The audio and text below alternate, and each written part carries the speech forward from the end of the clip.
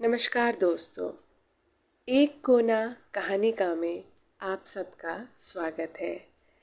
ये चैनल है आपका कहानियों का, जिसमें हम हमारे मन के एक कोने कहानी में कहानियों को ढूंढते हैं, सुनते हैं और उन्हें जीते हैं। तो चलिए, आज मैं आपको सुनाने जा रही हूँ एक कोना कहानिका में मुंशी प्रेमचंद जी की कहानी मानसरोवर भाग 1 की रचना बड़े भाई साहब। मैं इस समय मानसरोवर भाग 1 की श्रृंखला में आपको ये 5वीं कहानी सुनाने जा रही हूँ। इससे पहले मैंने आपको 4 कहानियाँ सुनाई हैं। अगर आप उन सबको सुनना चाहते हैं तो आपको इस कहानी के डिस्क्रिप्शन बॉक्स में सारी कहानियों के लिंक्स मिल जाएंगे और आप उन्हें सुन सकते हैं। सभी कहानियाँ पार्ट्स में हैं, तो बहुत ज़्यादा समय नहीं लगता। धीरे धीरे एक एक पार्ट को सुनिए और कहानी का मज़ा लीजिए। तो चलिए शुरू करते हैं आज की कहानी बड़े भाई साहब। बहुत ही सुंदर कहानी है, बहुत ही प्यारी कहानी है। तो चलिए स्टार्ट करते हैं। शुरुआत करने से पहले अगर आप मेरे चैनल, हम सब के चैनल एक कोना कहानिका में नए हैं तो चैनल को सब्सक्राइब कर लीजिए और बेल आइकन को प्रेस कर लीजिए, ताकि मेरे द्वारा जो भी कहानियाँ आप तक पहुँचाई जाती हैं या मैं लेके आती हूँ, उन सब की नोटिफिकेशन आपको सबसे पहले मिल सके। तो चलिए शुरू करते हैं मुंशी प्रेमचंद जी की कहानी बड़े भाई साहब। मेरे भाई साहब मुझसे 5 साल बड़े थे, लेकिन केवल 3 दर्जे आगे। उन्होंने भी उसी उम्र में पढ़ना शुरू किया जब मैंने शुरू किया था, लेकिन तालीम जैसे महत्व के मामले में वो जल्दबाजी से काम लेना पसंद ना करते थे। इस भावना की बुनियाद खूब मजबूत डालना चाहते थे, जिस पर आलीशान महल बन सके। 1 साल का काम 2 साल में करते थे, कभी कभी 3 साल भी लग जाते थे। बुनियाद ही पुख्ता ना हो तो मकान कैसे पायदार बने। मैं छोटा था, वो बड़े थे। मेरी उम्र 9 साल की थी और वो 14 साल के थे। उन्हें मेरी तंबी और निगरानी का पूरा जन्मसिद्ध अधिकार था, और मेरी शालीनता इसी में थी कि उनके हुक्म को कानून समझूं। वो स्वभाव से बड़े अध्ययनशील थे, हरदम किताब खोले बैठे रहते और शायद दिमाग को आराम देने के लिए कभी कॉपी पर तो कभी किताब के हाशियों पर चिड़ियों, कुत्तों, बिल्लियों की तस्वीरें बनाया करते थे। कभी कभी एक ही नाम या शब्द या फिर वाक्य 10-20 बार लिख डालते। कभी एक शेर को बार बार सुंदर अक्षर में नकल करते। कभी ऐसी शब्द रचना करते जिसमें ना कोई अर्थ होता, ना कोई सामंजस्य। मसलन एक बार उनकी कॉपी पर मैंने ये इबारत देखी, स्पेशल अमीना भाइयों। भाइयों, दरअसल भाई भाई राधे श्याम, श्रीयुत राधे श्याम। 1 घंटे तक इसके बाद एक आदमी का चेहरा बना हुआ था। मैंने चेष्टा की कि इस पहेली का कोई अर्थ निकालूं, लेकिन असफल रहा और उनसे पूछने का साहस ही नहीं हुआ। वो 9वीं जमात में थे, मैं 5वीं में। उनकी रचनाओं को समझना मेरे लिए छोटा मुंह बड़ी बात थी। मेरा जी पढ़ने में बिल्कुल ना लगता था। 1 घंटा भी किताब लेकर बैठना पहाड़ था। मौका पाते ही हॉस्टल से निकलकर मैदान में आ जाता और कभी कभी कंकरियां उछालता, कभी कागज की तितलियां उड़ाता और कहीं कोई साथी मिल गया तो पूछना ही क्या। कभी 4 दीवारी पर चढ़कर नीचे कूद रहे हैं, कभी फाटक पर सवार होकर उसे आगे पीछे चलाते हुए मोटर कार का आनंद उठा रहे हैं। लेकिन कमरे में आते ही भाई साहब का रौद्र रूप देखकर प्राण सूख जाते थे। उनका पहला सवाल होता, कहाँ थे? हमेशा यही सवाल इसी ध्वनि में पूछा जाता था और उसका जवाब मेरे पास केवल मौन था। न जाने मुंह से ये बात क्यों ना निकलती कि जरा बाहर खेल रहा था। मेरा मौन कह देता था कि मुझे अपना अपराध स्वीकार है और भाई साहब के लिए इसके सिवा और कोई इलाज ना था कि स्नेह और रोज से मिले हुए शब्दों में मेरा सत्कार करें। इस तरह अंग्रेजी पढ़ोगे तो जिंदगी भर पढ़ते रहोगे और एक हर्फ ना आएगा। अंग्रेजी पढ़ना कोई हंसी खेल नहीं है कि जो चाहे पढ़ ले। नहीं, ऐरा गैरा नत्थु खैरा सभी अंग्रेजी की विद्वान हो जाते। यहाँ रात दिन आंखें फोड़नी पड़ती हैं और खून जलाना पड़ता है, तब कहीं ये विद्या आती है। और आती क्या है? हाँ, कहने को आ जाती है। बड़े बड़े विद्वान भी शुद्ध अंग्रेजी नहीं लिख सकते, बोलना तो दूर रहा। और मैं कहता हूँ, तुम कितने घोंगा हो कि मुझे देखकर भी सबक नहीं लेते। मैं कितनी मेहनत करता हूँ, तुम अपनी आंखों देखते हो? अगर नहीं देखते, जो ये तुम्हारी आंखों का कसूर है, तुम्हारी बुद्धि का कसूर है। इतने मेले तमाशे होते हैं, मुझे तुमने कभी देखने जाते देखा है? रोज ही क्रिकेट और हॉकी मैच होते हैं, मैं पास नहीं फटकता, हमेशा पढ़ता रहता हूँ। उस पर भी एक एक दर्जे में 2-2 3-3 साल पढ़ा रहता हूँ। फिर तुम कैसे आशा करते हो कि तुम यूँ खेल कूद में वक्त गवाकर पास हो जाओगे? मुझे तो 2 ही 3 साल लगते हैं, तुम उम्र भर इसी दर्जे में पड़े सड़ते रहोगे। अगर तुमने इस तरह उम्र गंवानी है तो बेहतर है कि घर चले जाओ और मजे से गुल्ली डंडा खेलो। दादा की गाड़ी कमाई के रुपए क्यों बर्बाद करते हो? मैं ये लताड़ सुनकर आंसू बहाने लगता। जवाब ही क्या था, अपराध तो मैंने किया। लताड़ कौन सहे, भाई साहब उपदेश की कला में निपुण थे। ऐसी ऐसी लगती बातें कहते, ऐसे ऐसे सूखती बाण चलाते कि मेरे जिगर के टुकड़े टुकड़े हो जाते और हिम्मत छूट जाती। इस तरह जान तोड़कर मेहनत करने की शक्ति मैं अपने में ना पाता था और उस निराशा में ज़रा देर के लिए मैं सोचने लगता, क्यों ना घर चला जाऊं? जो काम मेरे बूते के बाहर है उसमें हाथ डालकर क्यों अपनी ज़िंदगी खराब करूं? मुझे अपना मूर्ख रहना मंजूर था, लेकिन उतनी मेहनत, मुझे तो चक्कर आ जाता था। लेकिन घंटे 2 घंटे के बाद निराशा के बादल फट जाते थे और मैं इरादा करता कि आगे से खूब जी लगाकर पढ़ूंगा। चटपट एक टाइम टेबल बना डालता, बिना पहले से नक्शा बनाए, बिना कोई स्कीम तैयार किए काम कैसे शुरू करूं। टाइम टेबल में खेल कूद की मत बिल्कुल उड़ जाती। प्रातःकाल उठना, 6 बजे मुंह हाथ धो, नाश्ता कर पढ़ने बैठ जाना, 6 से 8 तक अंग्रेजी, 8 से 9 तक हिसाब, 9 से 9:30 तक इतिहास, फिर भोजन और स्कूल।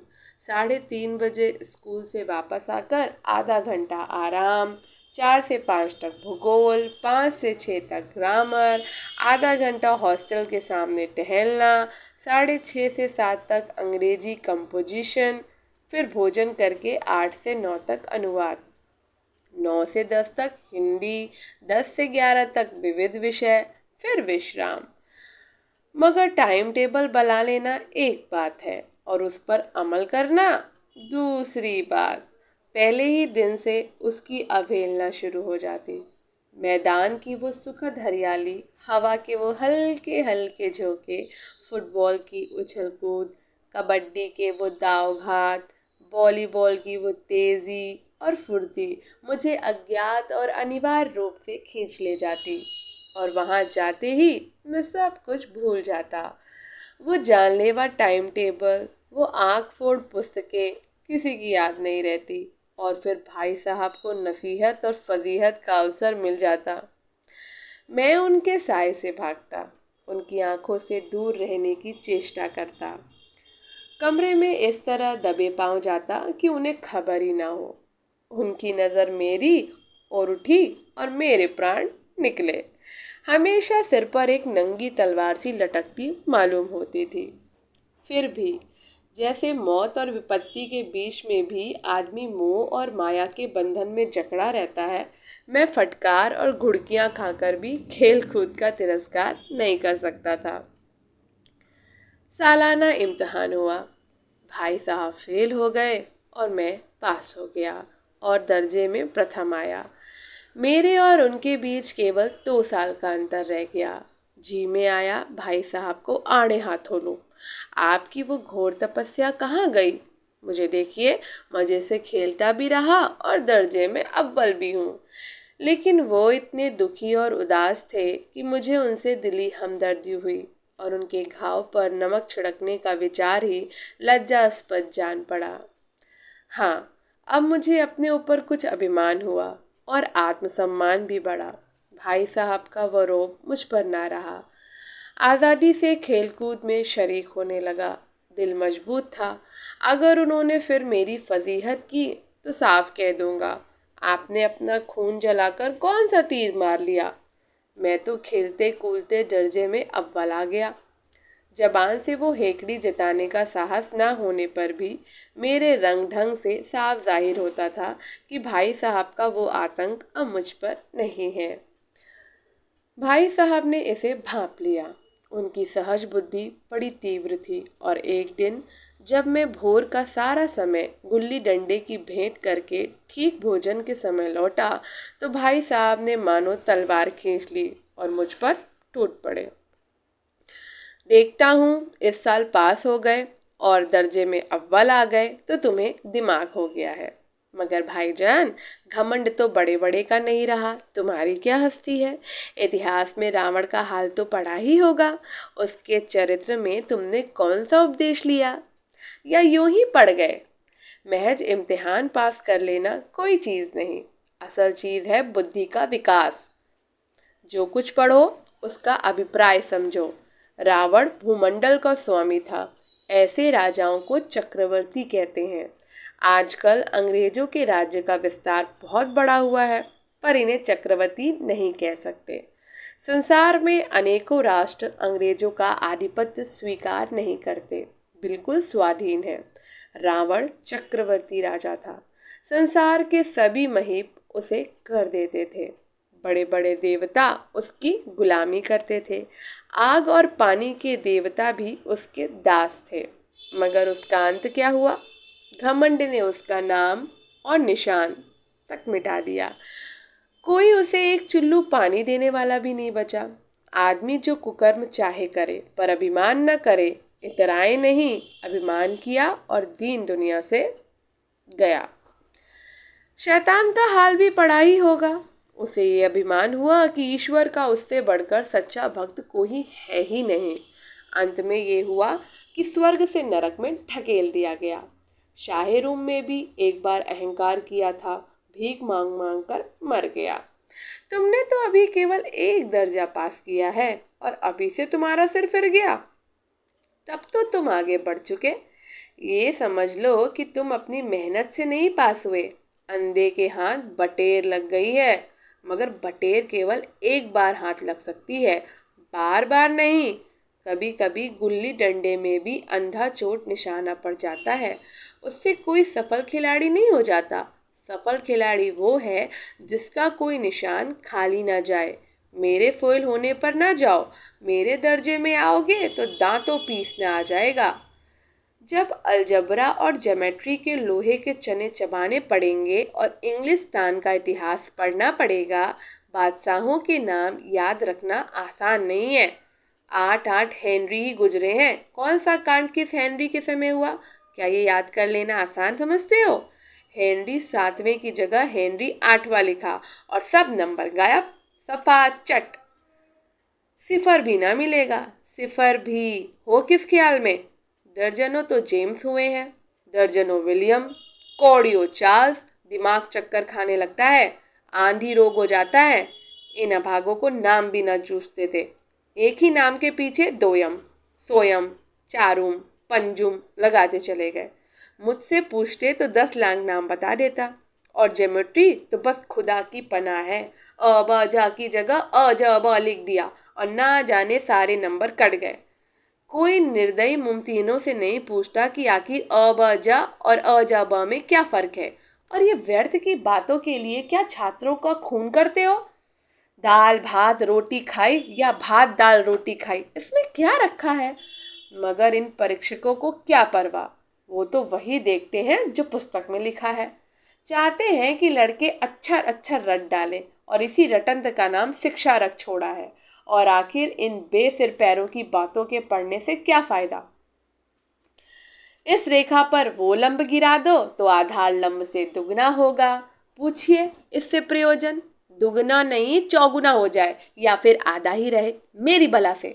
लेकिन परीक्षा में पास होना है तो ये सब खुराफात याद करनी पड़ेगी। कह दिया समय की पाबंदी पर एक निबंध लिखो जो 4 पन्नों से कम ना हो। अब आप कॉपी सामने खोले, कलम हाथ में लिए, उसके नाम को रोइए। कौन नहीं जानता कि समय की पाबंदी बहुत अच्छी बात है। इससे आदमी के जीवन में संयम आ जाता है, दूसरों का उस पर स्नेह होने लगता है और उसके कारोबार में उन्नति होती है। लेकिन इस जरा सी बात पर 4 पन्ने कैसे लिखें? जो बात एक वाक्य में कही जा सके उसे 4 पन्ने में लिखने की जरूरत? मैं तो इसे हिमाकत समझता हूँ। ये तो समय की किफायत नहीं बल्कि उसका दुरुपयोग है कि व्यर्थ में किसी बात को ठूंस दिया। हम चाहते हैं आदमी को जो कुछ कहना हो चटपट कह दे और अपनी राह ले, मगर नहीं, आपको 4 पन्ने रगड़ने पड़ेंगे, चाहे जैसे लिखिए, लिखने पड़ेंगे। और पन्ने पन्ने भी पूरे फुल स्कोप आकार के। ये छात्रों पर अत्याचार नहीं तो और क्या है? अनर्थ तो ये है कि कहा जाता है संक्षेप में लिखो। समय की पाबंदी पर संक्षेप में एक निबंध लिखो जो 4 पन्नों से कम ना हो। ठीक, संक्षेप में 4 पन्ने हुए, नहीं शायद 100-200 पन्ने लिखवाते। तेज भी दौड़िए और धीरे भी। है उल्टी बात या नहीं? बालक भी इतनी सी बात समझ सकता है, लेकिन इन अध्यापकों को इतनी तमीज भी नहीं है। उस पर दावा है कि हम अध्यापक हैं। मेरे दर्जे में आओगे लाला तो ये सारे पापड़ बेलने पड़ेंगे और तब आटे दाल का भाव मालूम होगा। इस दर्जे में अव्वल आ गए हो तो जमीन पर पाँव नहीं रखते। इसलिए मेरा कहना मानिए, लाख फेल हो गया हूँ लेकिन तुमसे बड़ा हूँ। संसार का मुझे तुमसे ज्यादा अनुभव है। जो कुछ कहता हूँ उसे गिरह बांधिए, नहीं तो पछताओगे। स्कूल का समय निकट था। नहीं ईश्वर जाने ये उपदेश माला कब समाप्त होती। भोजन आज मुझे निस्वाद सा लग रहा था। जब पास होने पर यह तिरस्कार हो रहा है तो फेल हो जाने पर तो शायद प्राण ही ले लिए जाएंगे। भाई साहब ने अपने दर्जे की पढ़ाई का जो भयंकर चित्र खींचा था उसने मुझे भयभीत कर दिया। कैसे स्कूल छोड़कर घर नहीं भागा, यही ताज्जुब है।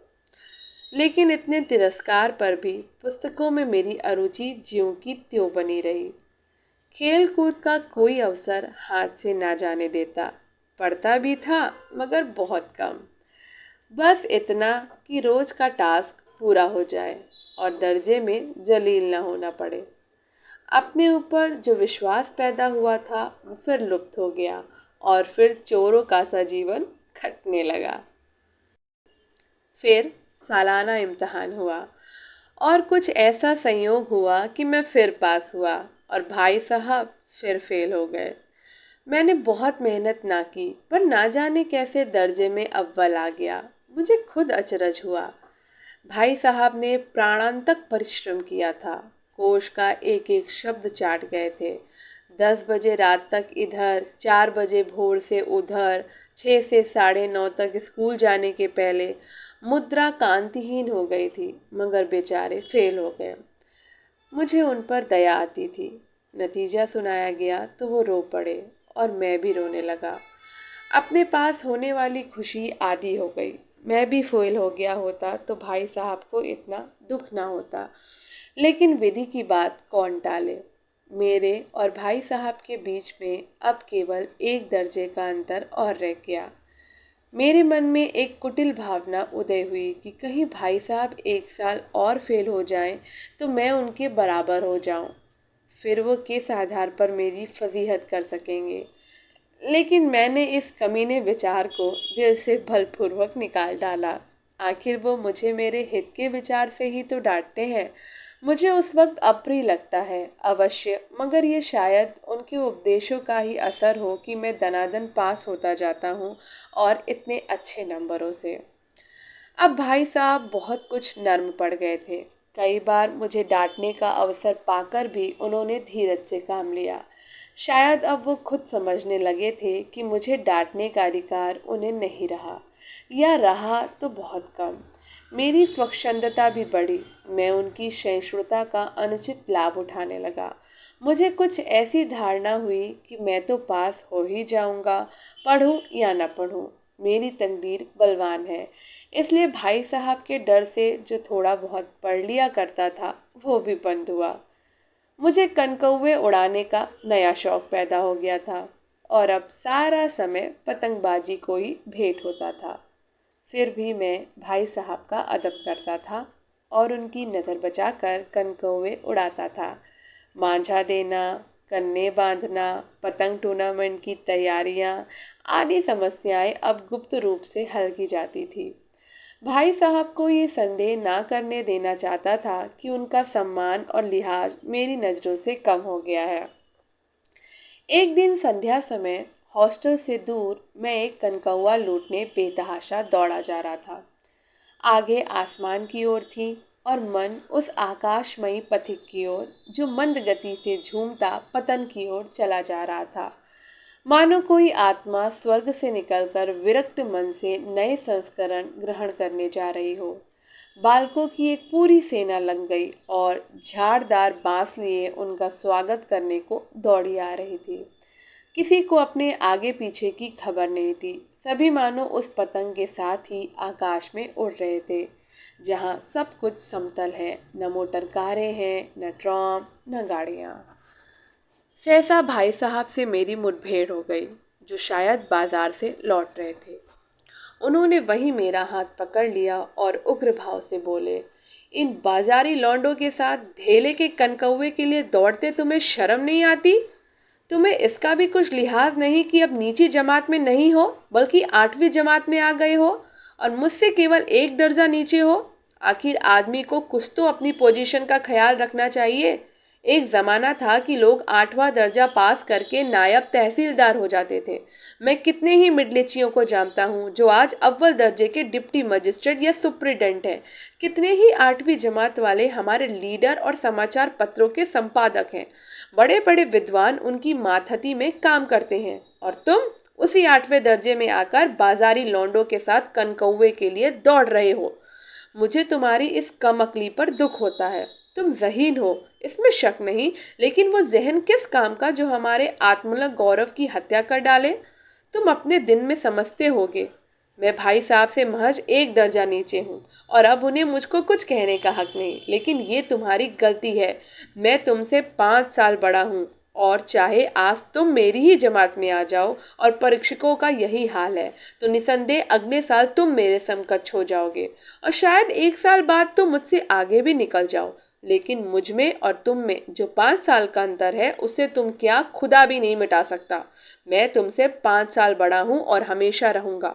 मुझे दुनिया का और ज़िंदगी का जो तजर्बा है तुम उसकी बराबरी नहीं कर सकते, चाहे तुम MA, DPhil और DLitt ही क्यों ना हो जाओ। समझ किताबें पढ़ने से नहीं आती हैं। समझ किताबें पढ़ने से नहीं आती है। हमारी अम्मा ने कोई दर्जा पास नहीं किया और दादा भी शायद 5वीं 6ठी जमात के आगे नहीं गए, लेकिन हम दोनों चाहे सारी दुनिया की विद्या पढ़ ले, अम्मा और दादा को हमें समझाने और सुधारने का अधिकार हमेशा रहेगा। केवल इसलिए नहीं कि वे हमारे जन्मदाता हैं, बल्कि इसलिए कि उन्हें दुनिया का हमसे ज़्यादा तजर्बा है और रहेगा।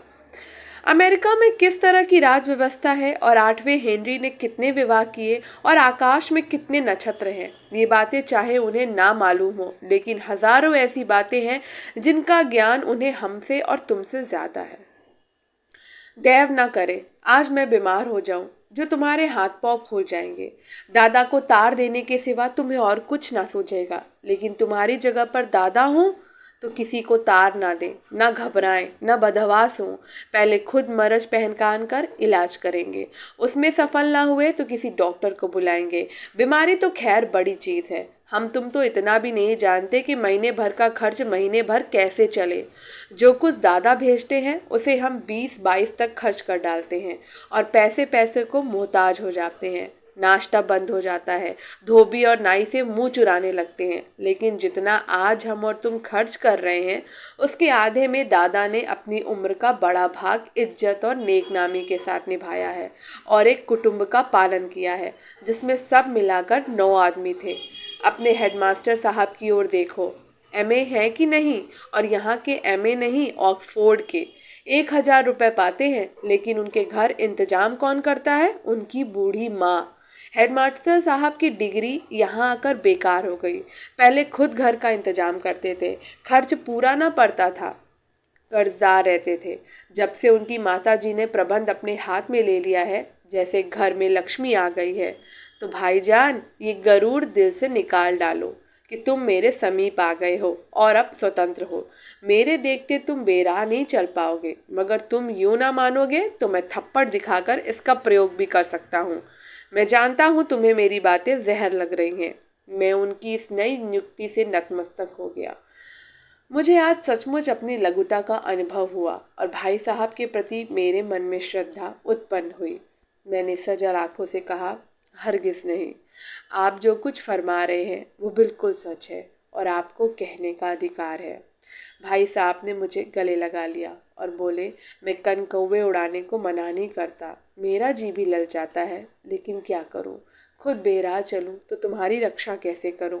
ये कर्तव्य भी तो मेरे सिर पर है। संयोग से उसी वक्त एक कटा हुआ कनकौवा हमारे ऊपर से गुजरा। उसकी डोर लटक रही थी।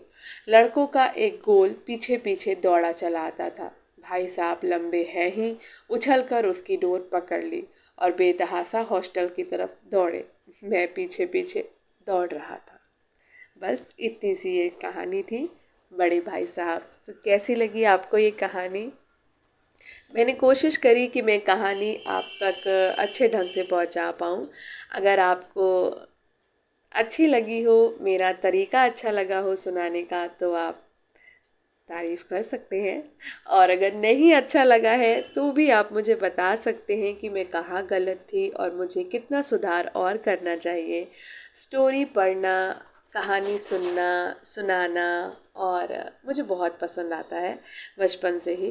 तो मैंने सोचा क्यों ना इस शौक़ को आपके साथ जिया जाए और आप तक भी कहानी पहुंचाई जाए। तो बहुत ज़्यादा अच्छे तरीके से कहानी तो नहीं कह पाती हूँ, लेकिन फिर भी कोशिश कर रही हूँ और कोशिश करती रहूँगी। आप अगर कमियाँ बताते जाएंगे और साथ देते जाएंगे तो सुधार में और अच्छी कोशिश हो पाएगी। तो मिलते हैं अगली कहानी के साथ में। और ये आज कहानी पहली कहानी है जो मैंने पूरा एक बार में आपको सुना दी। अभी तक जो भी कहानियाँ मानसरोवर की मैं आपको सुना रही थी वो पार्ट्स में थी, लेकिन आज पहली कहानी है जो मैंने पूरी सुनाई है आपको। तो कैसी लगी कहानी ज़रूर बताइएगा और एक कोना कहानिका के साथ जुड़े रहिए, कनेक्टेड रहिए। बेल आइकन को प्रेस करिएगा, सब्सक्राइब करिएगा, लाइक करिएगा और शेयर करिएगा। मिलते हैं अपनी अगली कहानी के साथ में। तब तक के लिए एक कोना कहानिका में बने रहिए। नमस्कार।